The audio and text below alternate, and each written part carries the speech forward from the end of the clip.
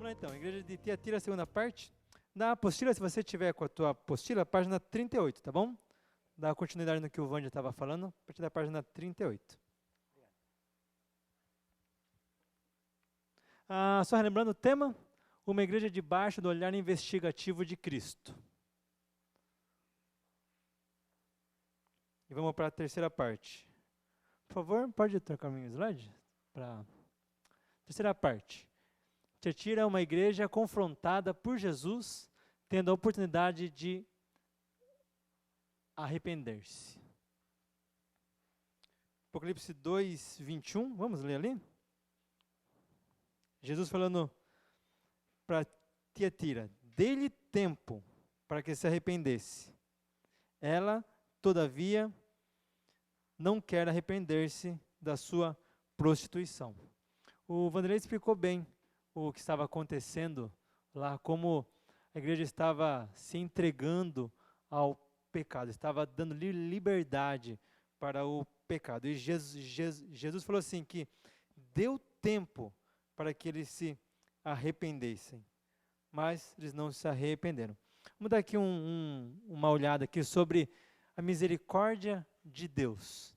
Deus sempre nos dá tempo para o arrependimento. Ele sempre dá tempo para que nós nos arrependamos. Sabe, às vezes a pessoa começa a ter uma vida de pecado e pensa que na hora que pecou já vai cair um raio Deus já vai mandar um raio na cara dele, na cabeça dessa pessoa, e a pessoa vê que não cai um raio. E parece que as coisas não mudam tanto.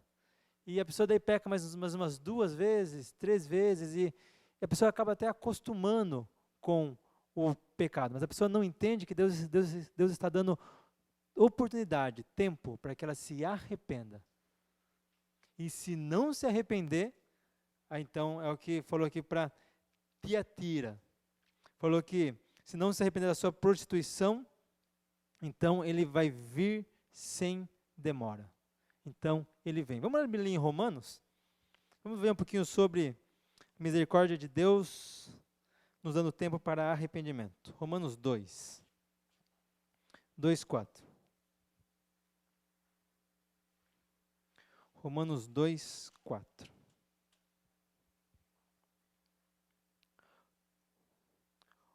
Ou desprezas a riqueza da sua bondade e tolerância e longanimidade, ignorando que a bondade de Deus é que te conduz ao arrependimento?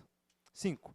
Mas segundo a tua dureza e coração impenitente, acumulas contra ti mesmo ira para o dia da ira e da revelação do justo juízo de Deus. 6. Que retribuirá a cada um segundo o seu procedimento. 7. A vida eterna aos que, perseverando em fazer o bem, procuram glória, honra e incorruptibilidade. 8. Mas ira e indignação aos facciosos, que desobedecem à verdade e obedecem à injustiça. 9. Tribulação e angústia virão sobre a alma de qualquer homem que faz o mal, ao judeu primeiro e também ao grego. 10. Glória, porém, e honra e paz a todo aquele que pratica o bem, ao judeu primeiro e também ao grego. 11. Porque para com Deus não há acepção de pessoas. Deus não faz acepção de pessoas. Com todos, Ele age desse modo. Ele dá um tempo de arrependimento. A gente viu aqui no Romanos 2, 4.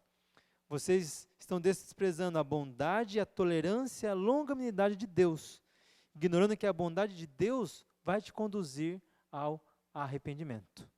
A bondade de Deus nos leva ao arrependimento. Deus é bondoso conosco. E ainda bem que Deus é bondoso. Ainda bem que Ele nos dá segundas chances, terceiras chances, quartas chances, mas uma hora isso acaba.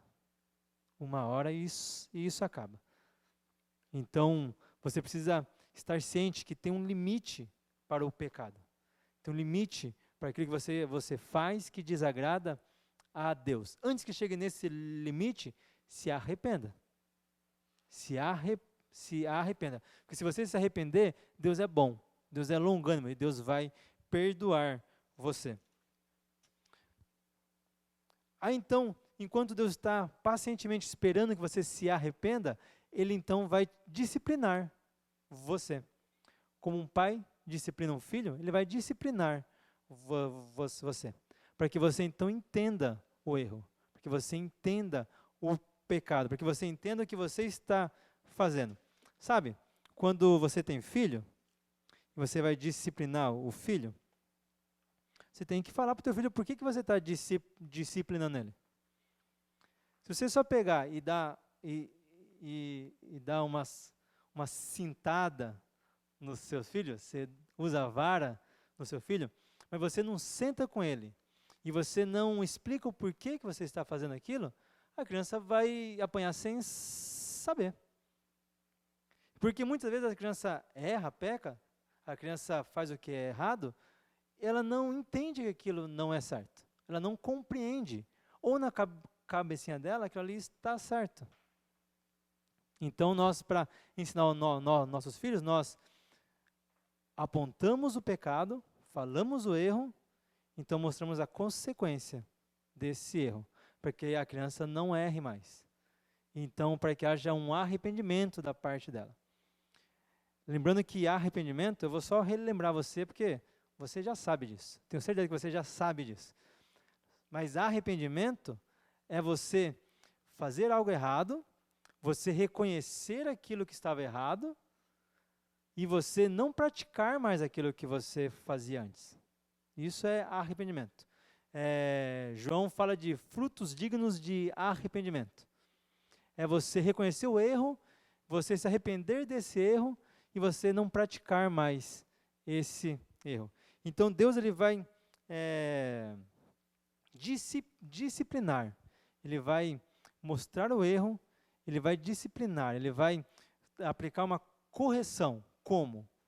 Usando a igreja, usando os pastores, usando a palavra dele, usando os irmãos, usando pessoas que conhecem a Deus, que estão dispostas a fazer a vontade de Deus, estão dispostas a obedecer aquilo que Deus está falando para que eles façam.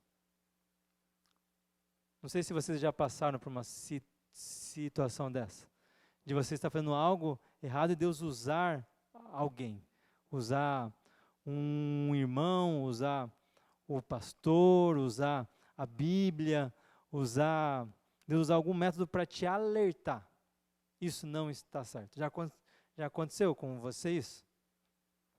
Já aconteceu com você isso? Está vindo na tua mente quando isso aconteceu?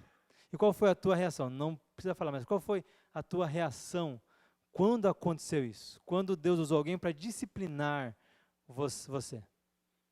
Você fez manha? Você fez chilique? Você esperneou? Ou você aceitou e se arrependeu? O que muitas vezes acontece hoje na igreja é isso. Quando há uma disciplina, quando há alguém acusando o pecado, as pessoas fazem manha. As pessoas fazem chilique. As pessoas começam então a apontar outras pessoas. E aponta a pessoa que está falando. Fala, o Bruno está lá hoje? Fala assim, ô Vanderlei, né? Fala, ô Vanderlei, você está errando nisso, nisso e nisso. Se o Vanderlei não aceita a disciplina, ele vai falar, mas quem é você para me falar isso? Porque você também faz isso, isso e isso. E parece ter uma briga de quem acusa mais. Não entende que não é uma acusação, mas é um alerta. Não entende que não estamos acusando ninguém, mas estamos alertando. O pecado está à porta. O que Deus falou para Caim quando ele matou Abel? Deus falou para ele, falou, o pecado está à porta. Oi? O pecado jaz à porta, o pecado está na porta. Você escolhe se você vai abrir a tua porta ou se você vai manter a tua porta fechada. Você escolhe se você vai convidar o pecado para a tua casa ou se você vai deixar ele lá fora. Então o alerta é isso, falar, o pecado está aí, ó. Talvez você não viu, talvez você não reparou, mas isso é pecado. Não faça mais. Deixe lá fora. Mas aí se a pessoa entende como uma acusação, entende como algo negativo, a pessoa então faz chilique, a pessoa faz manha. Já pensou uma pessoa aí de 40, 50 anos fazendo chilique, esperneando, batendo o pezinho no chão, falando, ai, não, não, não. Muitos fazem isso. E é feio. E é feio. Então, quando Deus disciplinar você, quando Deus usar alguém para disciplinar você, não esperneie, não faça chilique, receba a disciplina, se arrepende, muda, porque isso demonstra que Deus te ama. Cada disciplina, cada palavra de disciplina que Deus dá para você, demonstra que Deus te ama. Demonstra que Deus é o teu Pai. É isso que significa a repreensão de Deus. É Deus sendo Pai, Deus amando, Deus cuidando. Se eu vejo uma criancinha japonesa no supermercado fazendo manha, eu não vou lá falar, menino, para! Eu não vou lá puxar a orelha dele, porque eu não conheço ele.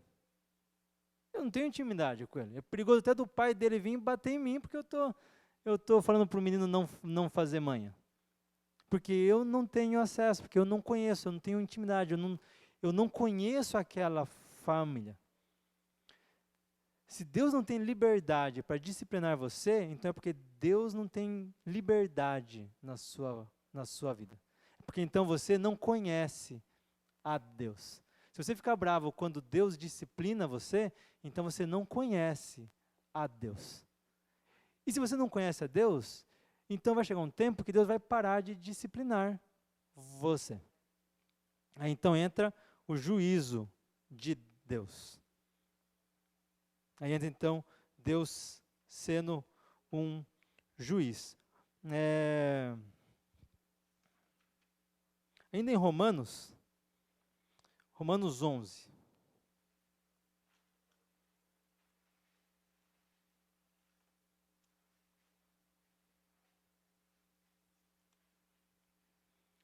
Romanos 11.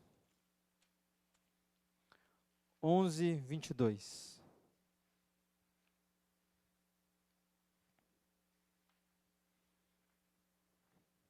Romanos 22. Considerai, pois, a bondade e a severidade de Deus, para com os que pecaram, severidade, mas para contigo a bondade de Deus, se nela permaneceres. De outra sorte, também tu serás cortado. De novo, considerai, pois, a bondade e a severidade de Deus, para com os que pecaram, severidade, mas para contigo a bondade de Deus, se você permanecer firme, senão você também será cortado. Senão a severidade de Deus também será sobre a sua vida. Deus é amor.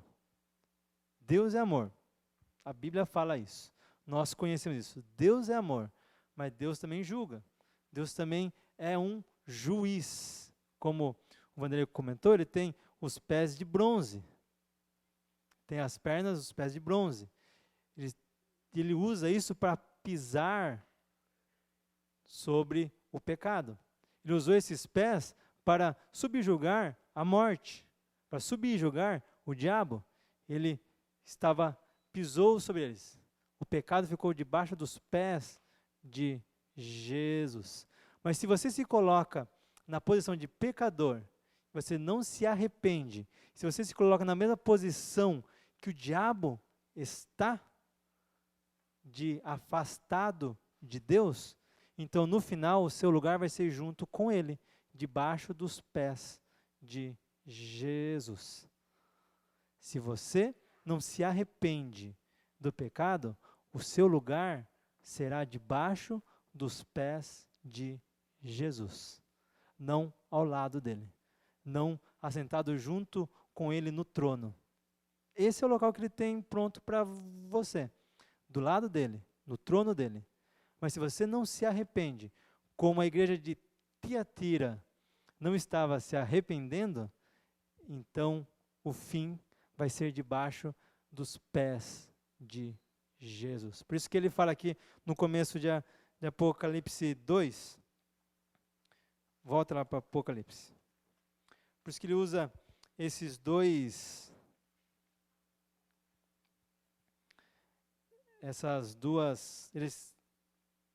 comparações, né? 2:18. Ao anjo da igreja de Tiatira escreve: essas coisas diz o Filho de Deus, que tem os olhos como chama de fogo e os pés semelhantes a bronze polido. Olhos como chama de fogo, olhos que veem tudo, olhos que queimam o pecado, olhos que purificam, olhos que veem tudo. Mas se não se arrepender, vai ser debaixo desses pés de bronze polido. Ainda bem que a escolha é nossa, a escolha é tua. O que você escolhe para a tua vida? A bondade ou a severidade de Deus? Qual é a tua escolha? Você quer a bondade de Deus ou a severidade de Deus? Pergunta para o teu irmão do lado, aproveita para ele dar uma cutucada, para ele dar uma acordada. Para você quer a bondade ou você quer a severidade de Deus?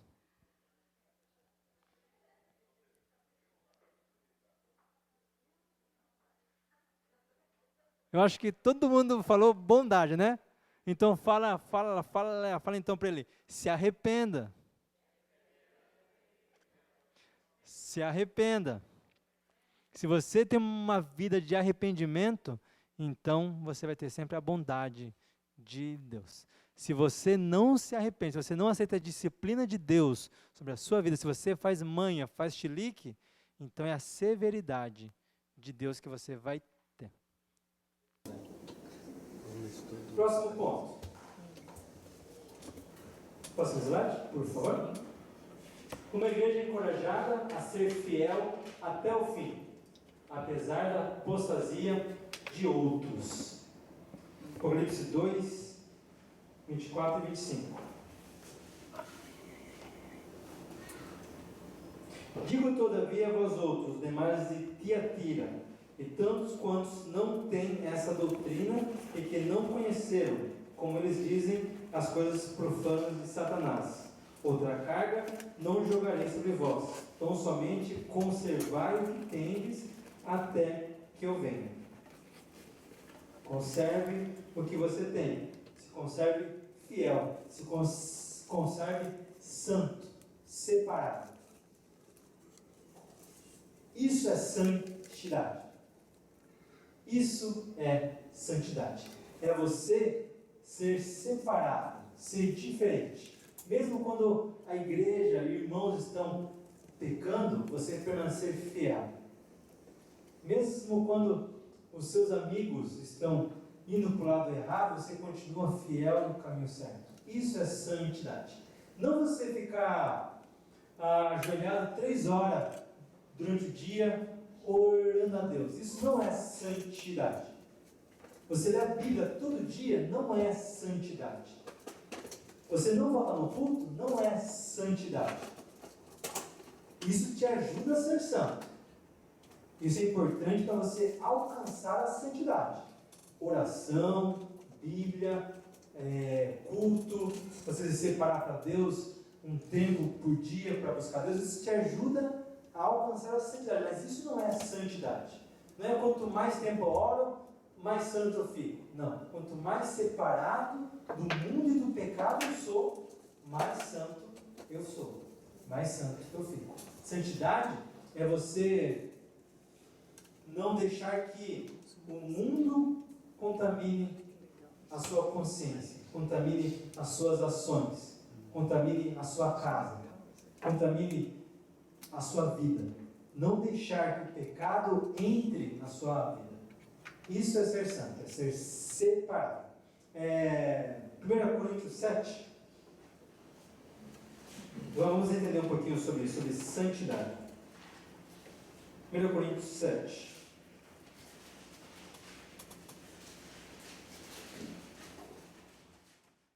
Perdão, 2 Coríntios 7. Eu vi, mas isso aqui está falando sobre homem não tocar em mulher, né? Eu falei, será que é isso aqui, né? Não, é segunda, tá bom? 2 Coríntios 7. Eu anotei errado ali no slide. 2 Coríntios 7, 1. Tudo bem? 2 Coríntios 7, 1. Tendo, pois, ó amados, tais promessas, purifiquemo-nos de toda impureza, tanto da carne como do espírito, aperfeiçoando a nossa santidade no temor de Deus. De novo?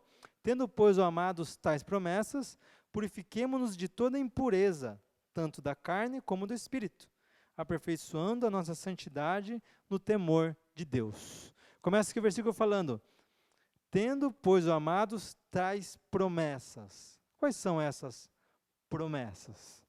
Quais são elas? Vamos aqui, volta um pouquinho. 6, a partir do 14. A partir do 14. 6, 14. 2 Coríntios 6, 14. Não vos ponhais em julgo desigual com os incrédulos, porquanto que sociedade pode haver entre a justiça e a iniquidade? Ou que comunhão da luz com as trevas? Que harmonia entre Cristo e o maligno? Ou que união do crente com o incrédulo? Que ligação há entre o santuário de Deus e os ídolos? Porque nós somos santuário de Deus vivente, como ele mesmo disse: habitarei e andarei entre eles, serei o seu Deus, eles serão o meu povo. Por isso retirai-vos do meio deles, separai-vos, diz o Senhor, não toqueis em coisas impuras, e eu vos receberei. Serei então o vosso pai, e vós sereis para mim filhos e filhas, diz o Senhor Todo-Poderoso. Tendo, pois, ó amados, tais promessas, purifiquemo-nos de toda impureza, tanto da carne como do espírito, aperfeiçoando a nossa santidade no temor de Deus. Está vendo aqui que está falando sobre relacionamento? Sobre relacionamento. Normalmente nós usamos esse 2 Coríntios 6, 14, julgo desigual, para falar sobre casamento. Mas aqui está falando mais do que só casamento, está falando de relacionamento. Você agir como o incrédulo age. Você ter um amigo incrédulo não é errado. É você agir como ele. Aí é que está o erro. Se você conseguir manter uma amizade com alguém que não acredita em Deus, que não ama Deus, uma amizade que você continua santo, pode ter uma amizade assim tranquila. A gente nunca vai falar para você não ter uma amizade com alguém que não é cristão. Mas, se a tua amizade com essa pessoa te leva a pecar, então você não está sendo santo. Então você não está vivendo em santidade. Então essa amizade está fazendo mal para a sua vida cristã. Está dando mal para você. E que sociedade tem? A justiça com a injustiça. Que comunhão tem a luz com as trevas? Ou seja, ou você anda em luz ou você anda em trevas. Enfim. Você não consegue andar no meio termo. Meia luz. Eu estou ali na meia luz. Ou você é luz ou você é trevas. Se você anda na meia luz, você está em trevas. Porque não existe meia luz. E andar na luz é você ser santo. Andar na luz é você ser santo. Enquanto o mundo todo é trevas, você continua sendo luz. Isso é ser santo. Amém? Continua aqui falando aqui, ó, no 16. Que ligação há entre o santuário de Deus e os ídolos? Porque vocês são santuários de Deus.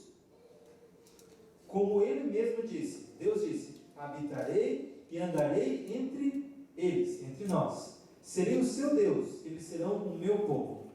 Por isso, então, retirai-vos do meio deles, separai-vos, seja santo, diz o Senhor, e não toque as coisas impuras. Então eu vos receberei, serei o vosso pai, e vós sereis para mim filhos e filhas, diz o Senhor Todo-Poderoso. Em Tiatira estava acontecendo isso. Havia um povo que andava em trevas, por causa de Jezabel, que estava conduzindo essas pessoas a andarem na escuridão. Mas Jesus falou aqui, no 24, para aqueles que ainda eram luz, para permanecerem firmes. Fiquem firmes. Sejam santos. Sejam santos. Vocês estão firmes na fé. Vocês estão firmes em santidade. Continue assim até que eu volte. Continue assim. A Bíblia diz que nos últimos tempos o amor de muitos iriam esfriar.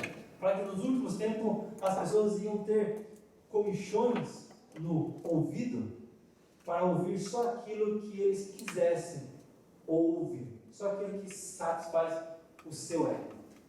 Fala que nos últimos tempos ia haver muita perseguição contra os cristãos. E nós estamos falando há tanto tempo já, olha gente, Jesus está na porta, Jesus está voltando, olha os sinais, olha aí as coisas que estão acontecendo, olha. Por que a gente está falando isso? Para que você permaneça fiel, para que você veja tudo isso e diga, eu não vou ser daqueles que o amor vai esfriar, eu vou permanecer sendo santo. Eu não vou ser daqueles que vai ter comichão no ouvido para ouvir só aquilo que eu gosto. Eu vou receber a disciplina de Deus e eu vou ficar feliz com isso e mudar a minha vida. Isso é ser santo. E se houver perseguição, eu vou ser daqueles que vai permanecer fiel, se necessário, até a morte. Isso é ser santo. Muitos vão escolher o caminho de Jezabel. Muitos vão escolher falar assim, eu sou crente, mas eu não sou assim, o crente fanático, eu não sou o crente que não pode nada. Não, eu vou na disco de vez em quando, é só ficar ali e não pecar. Só ficar na disco e não pecar. Eu vou fazer parte daquela roda de escarnecedores, mas é só eu ficar ali na roda dos escarnecedores e não pecar. Só. Não, eu não vou no culto hoje, porque eu vou lá naquela festa de aniversário daquela pessoa que odeia cristão. Mas eu vou lá. É só eu ficar ali e não pecar. Mas fica ali sem pecar. Fica ali sendo luz. Porque se você ficar ali sendo luz, você vai ser linchado. Você vai apanhar até. Você vai ser expulso de lá. Se você for luz lá. Se for numa disco, se você for luz na disco, você vai ser expulso de lá. Você vai ser expulso. Ou você apaga lá. Ou você apaga. Se você anda na roda de escarnecedores, se você vai ser luz ali, as pessoas não vão te querer lá mais. As pessoas vão te falar, eu não quero esse crente aqui, eu não quero.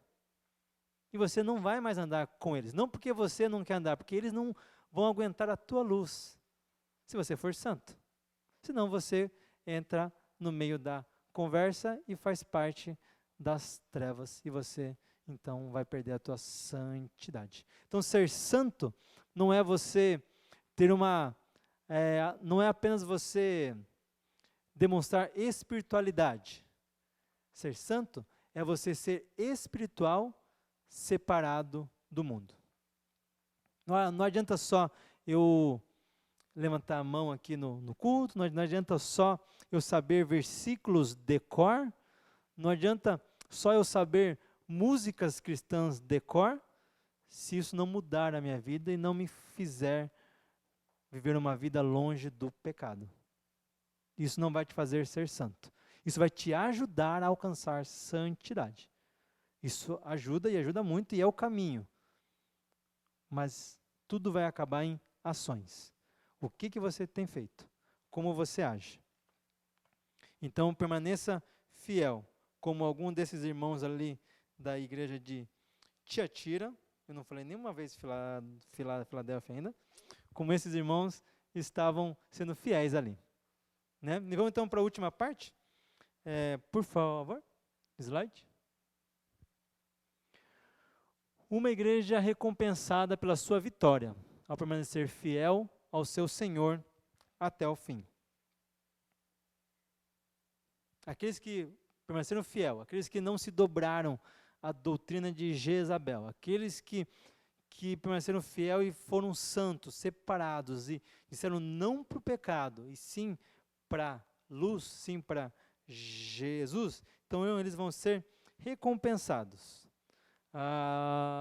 26 e 29, Apocalipse 2, 26 até o 29. Ao vencedor que guardar até o fim as minhas obras, ao que guardar até o fim as minhas obras, eu lhe darei autoridade sobre as nações, e com cetro de ferro as regerá, e as reduzirá a pedaços, como se fosse objeto de barro. E assim como também eu recebi de meu Pai, dar-lhe-ei ainda a estrela da manhã. Quem tem ouvidos, ouça o que o Espírito diz às igrejas. É tudo uma promessa só, tá? Uma promessa só. Jesus promete assim, ao vencedor que guardar até o fim as minhas obras, Deus vai dar autoridade sobre as nações, então com cetro de ferro, então vai reger, vai reduzir a pedaços, como se fosse objeto de barro. Assim como também eu recebi de meu Pai, dar-lhe-ei ainda a estrela da manhã. Vamos aqui. Vamos entender qual é essa promessa de Jesus para nós. Mantenha aí em Apocalipse e vai lá para Salmos. Vamos lá para Salmos. Vamos entender essa promessa de Jesus para você. Salmo 2. Salmos 2.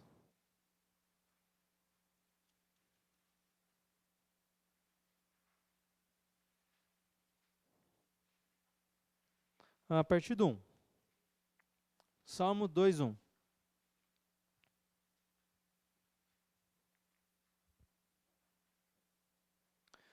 Por que se enfureceram os gentios e os povos imaginam coisas vãs? Os reis da terra se levantam e os príncipes conspiram contra o Senhor e contra o seu ungido, dizendo: rompamos os seus laços, sacudamos de nós as suas algemas. Ri-se aquele que habita nos céus, o Senhor zomba deles. Na sua ira, a seu tempo, lhes há de falar, e no seu furor os confundirá. 6. Eu, porém, constituí o meu rei sobre o meu santo monte Sião. 7. Proclamai o decreto do Senhor. Ele me disse: tu és meu filho, eu hoje te gerei. Pede-me e eu te darei as nações por herança, e as extremidades da terra por sua possessão. 9. Com vara de ferro as regerá, e as despedaçarás como um vaso de olheiro, como um vaso de barro. 9. É a mesma frase, a mesma promessa lá de Apocalipse 2. Com vara de ferro regerá e despedaçará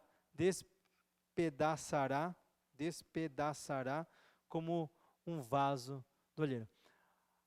Mas essa promessa aqui em Salmo é a promessa que Deus deu para Jesus.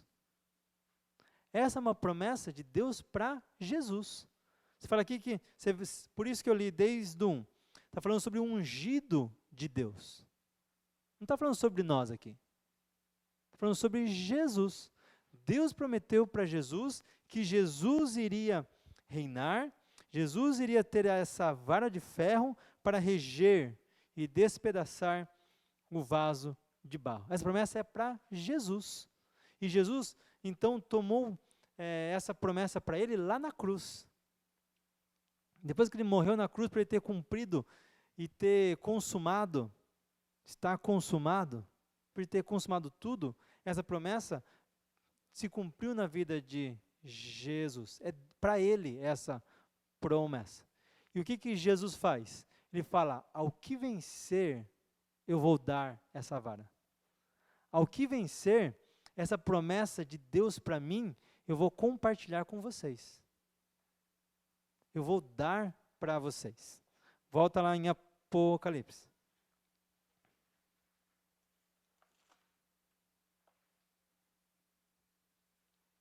26. Ao vencedor que guardar até o fim as minhas obras, eu lhe darei autoridade sobre as nações, e com cetro de ferro as regerá, e os reduzirá a pedaços, como se fosse objeto de barro.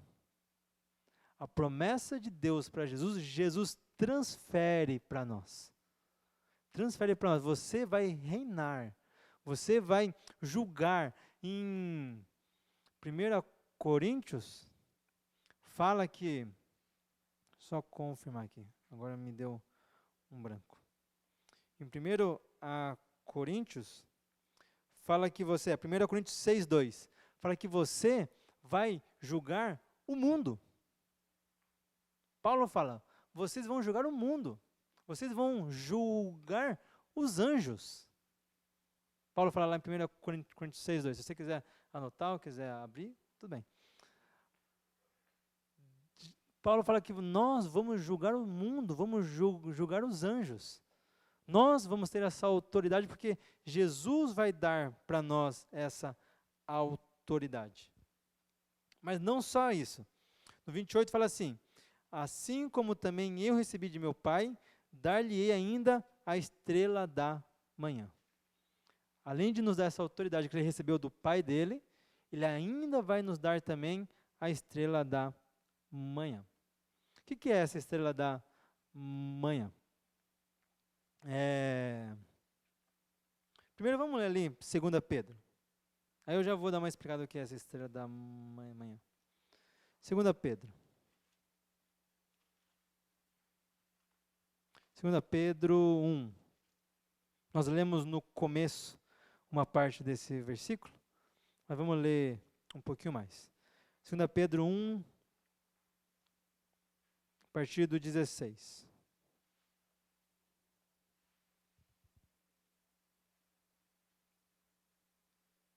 Ok?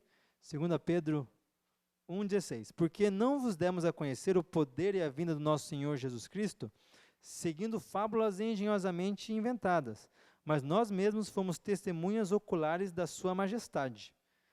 Pois ele recebeu da parte de Deus honra e glória, quando pela glória excelsa lhe foi enviada a seguinte voz: esse é meu filho amado, em quem me comprazo. Ora, essa voz é vinda do céu, nós a ouvimos quando estávamos com ele no Monte Santo. Temos assim tanto mais confirmada a palavra profética, e fazeis bem em atendê-la, como a uma candeia que brilha em lugar tenebroso, até que o dia fique claro e a estrela da alva nasça em vossos corações. Sabendo primeiramente, tudo bem, vamos até aqui, tá bom. Essa glória que Pedro fala aqui, é a glória que eles viram lá no Monte da Transfiguração. Isso que ele fala aqui. No 18. Ora, essa voz vinda do céu nós a ouvimos quando estávamos com ele lá no Monte Santo, lá no Monte da Transfiguração. Estava Pedro, João e Tiago, foram com Jesus no monte, e lá Jesus se transfigurou em glória, e junto com ele apareceu Elias, apareceu Moisés. Pedro ficou meio, o que é isso, tal, e falou lá um monte de coisinhas sem pensar, e Deus falou com eles ali. Essa glória, e eu quero só ficar com vocês nessa glória, essa glória de Jesus, essa glória que Jesus tem, ele recebeu de Deus Pai, e essa glória ele vai dar para nós, ele vai transferir para nós, essa glória. Estrela da manhã fala sobre, acho que todo mundo já viu, quando está para amanhecer, está ficando claro, tem uma estrela bem forte que brilha perto do sol, quando o sol está nascendo, fica perto do nascer do sol, uma estrela que brilha bem forte. Aquela ali é a estrela da manhã, é Vênus, é o planeta Vênus. Segundo planeta do sistema solar, Vênus. É Vênus. Ela brilha mais, de manhã, quando está nascendo o sol, e tem vezes que ela brilha mais também de noite, quando está se pondo o sol. Ela é a primeira a a aparecer. Sem falar que durante a noite, se você olhar para o céu, sem contar a lua, ela é a estrela ela é o ponto mais brilhante no céu. A lua ganha porque a lua é grande e ela brilha bastante. Mas sem contar a lua, Vênus é a estrela mais brilhante a noite toda. E o auge do brilho dela é de manhã. Quando todas as outras já estão apagando, já estão apagadas, é quando o brilho dela se torna mais forte. É a estrela d'alva, estrela da manhã. E esse brilho, essa luz, essa glória que Jesus tem. E Ele compartilha conosco. Essa glória que Ele dá para nós. Quando todas as outras glórias do mundo estão se apagando, a de Jesus continua brilhando e brilhando forte. Quando tudo se apagar nesse mundo, todas as glórias, glória humana, glória celestial do que há no céu, do que há na terra, do que há debaixo da terra, quando tudo isso se apagar, a glória de Jesus vai continuar brilhando forte e você vai estar brilhando junto com Ele. Se você permanecer fiel nas obras, se você for santo, se você permanecer até o fim, se você for daqueles que vencem, a tua glória, o teu brilho vai permanecer até o fim. Você não vai se apagar. E com essa glória, com esse brilho, você vai então julgar as nações. Você vai julgar o mundo. Você vai julgar os anjos. Você vai estar do lado de Jesus. Ele vai pegar você como um convidado de honra, como alguém especial, e vai pôr do lado dele. E você vai estar do lado dele. Ah, mas ei, como é que é isso? Né? Somos tantos, né? Somos tantos. Como é que Jesus vai ter todo mundo do lado dele? Não sei, mas ele vai ter. Você vai ter esses que vencem do lado dele, para julgar junto com ele, para ter essa glória que ele tem. É uma promessa dele para nós. Mais para frente, nós vamos ver que ele promete que nós vamos nos assentar no trono dele. Em João 17, quando ele está conversando com Deus, ele pede para Deus para que nós pudéssemos ser um com Cristo como Cristo é um com Deus. É a mesma coisa. É nós termos a glória que Cristo tem, como Cristo tem a glória que o Pai tem. Isso faz de nós deuses, junto com Cristo. Você não é pouca coisa. Você não é pouca coisa. Cristo olha para você e te vê cheio de glória. Ele olha para você e vê um vencedor. Ele olha para você e vê a luz dele dentro de você. Ele vê aquilo que ele colocou dentro de você. A Bíblia diz que quando Deus olha para nós, ele vê a Cristo. Você não é pouca coisa. Então, você não precisa andar de cabeça baixa, você não precisa se dobrar às coisas desse mundo, você não precisa se adequar a esse mundo, você pode e deve ser diferente. Porque o que está em você é diferente do que está no mundo todo. É Cristo, a glória dele dentro de você. Cultive isso, guarde isso, viva isso. Porque no final de tudo, você volta para junto de Deus. E essa glória vai fazer parte da glória junto com Cristo. É você e Cristo. Então viva essa glória no seu dia a dia. Amém? Vamos ficar em pé? Vamos orar e terminar? Então, irmãos, não se dobrem aos ensinamentos de Jezabel. Sejam santos, separados e vivam a glória de Deus em sua vida. Amém? Vamos conversar com Deus? Amém, Pai? Muito obrigado pela tua palavra, sempre boa, sempre santa.